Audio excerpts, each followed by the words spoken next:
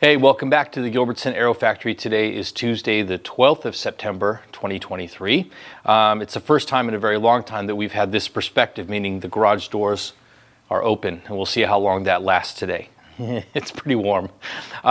Today we're just going to continue work on the main skins, getting them ready to be riveted. Remember, we were working on the scarf joint. I did a lot of research on that earlier today. There is no real proper method of doing it. A lot of different people have done it different ways, although I do have to make a correction. I said that the main skins were all 25 thousandths, and that's incorrect. The inboard main skins are 32 thousandths thickness, which actually matches the thickness of the fuel tank. So this seam will pretty much meet. But right about here is where the outboard and the inboard skins overlap. Outboard overlaps inboard. The outboard skins are 25 thousandths over the 32 thousandths, which means if we don't do any kind of lap joint at this point right here where the fuel tank skin meets, there'll be a fairly obvious 25 thousandths thickness over. So the idea is to take both of those pieces and thin them down enough that it's a less obvious transition. Again, it's not critical, so we're not going to take away too much material, just enough to try to get a nice joint. Anyways, I kind of know how I'm going to do that today. We'll cover it in the video, so let's build an airplane. Episode 103. This was about 2.8 hours in the workshop, I would say. I did manage to keep the garage doors open the whole time, but man, just sweat dripping off onto the inside of my glasses is kind of a pain in the ass. Yeah, about 2.8 in the workshop, and in the morning I spent probably an hour in the office just reading up on Van's Air Force, different techniques, different opinions on the ways to approach a scarf joint.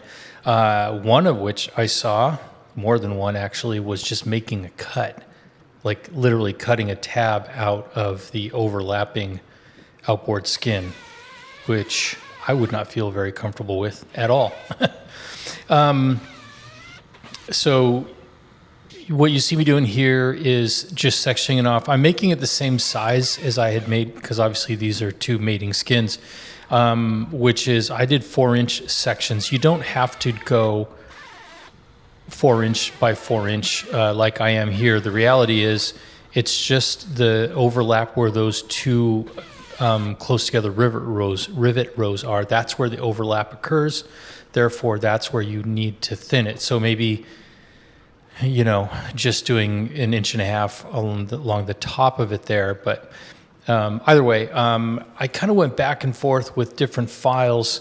The Vixen file just feels really rough and sloppy. That big flat file that I have doesn't have a so-called safe edge or safe side on it, so the edges of it would make cuts that were deeper than I wanted. This is that coarse buffing pad on my die grinder that I busted out yesterday to clean it up, but this is aluminum. It's pretty soft, so I was actually able to use this after kind of roughing it in, use this to get it down to the thickness that I was looking for. This is the outboard skin. It's a 25 thousandth skin, and I think that I took about 5 thousandths off of it down to about 20 or 19.5. Between the two skins, the inboard one being the thicker skin, that's the one that I would prefer to take more material off of, and that's what I did. I think I took that one down to, and my measurements probably aren't that precise, I think I took that one down to like 15.5 from 32. So here I'm hanging them up, and well, you'll see here in just a second, I'll do a little stand-up on what the result was when test fitting it against the tank. Hey, quick interruption to give an update on the scarf joint situation right over here. This is the left wing, the first scarf joint completed, and I hung it just to test it and see how it turned out. I'm pretty freaking happy with it. I mean, that is just dead on. I'm pretty stoked with how that turned out. So I'll feel pretty confident going into the next one. All right, man. So with that camera, it's kind of hard to visually see how exactly those two overlapping pieces mate to the fuel tank skin, that they don't stand up proud of that. I don't have feel-o-vision so that you could rub your finger over it the way that I did, but I'll throw up a photograph here. I think this picture gives you a much better idea of how closely matched the fuel tank skin is to those overlap pieces. So the bottom, that's the scarf joint, and the top, that's the fuel tank skin. So really pleased with how that turned out. So having done that, moving on to the right wing, doing both of them. And same thing, I experimented with those files, just wasn't really happy with how those turned out, at least for me. Yeah, I don't know.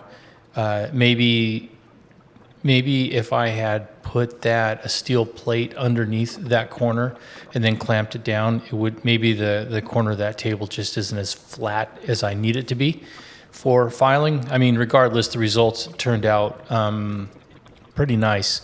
I think that, well, I'll say a couple of things here. I think that other people probably did this much more quickly than I did. It didn't take me that long, but I probably, on each one of those corners, I probably spent at least 15 minutes doing that 4 times, so maybe an hour total doing that. So that's the first thing. I probably didn't do it that quickly, and if there are people out there who were able to knock it out in 5 minutes per or less, to that I say, A, awesome. You know, you probably have much better metalworking skills than I do, but B, also, it's not really a super critical thing. So I guess what I'm saying is you don't need to agonize over this like you do some other things. This is more of a nice to have, and I'm really pleased with how it turned out. A lot of back and forth. This is a really crappy angle right here. Once we move on to the right wing, that means that both of those corners that I'm working on end up being right there. So you get to look at my back fat and then see what it looks like when I move away. Anyways, yeah, so those so-called scarf joints are done. I'm very happy with them. And I went ahead and worked my way through the edge finishing on all of the main skins and the doublers. So what remains to do on them would be deburring, any deburring that is necessary, scuffing, cleaning, priming, dimpling. The bottom skins also have access plates that will need to have nut plates mounted on them. There we go, getting into a bottom skin right here. Look at that Scotch-Brite wheel, that little 2-inch Scotch-Brite wheel that I have there. That thing is kind of toast. Good and bad, you know. It does, like I said, make really quick work of these long, flat edges. This material is obviously, you're not going to carry that over and use the big Scotch-Brite wheel on the grinder. So it works well for that, but it puts those big grooves in it, and the groove works to your advantage because, you know, it's deburring all around the edge that you're working on. That's great, but you can tell, well, you can't tell, but I can tell by looking at it that that thing doesn't have a lot of life in it, because I want to say that those grooves, both of those 2 grooves that you see there, are each probably half of that outside diameter, you know, deep, and it becomes less effective as those grooves get deeper because the rotational speed is not as high, even with a really high speed die grinder like this.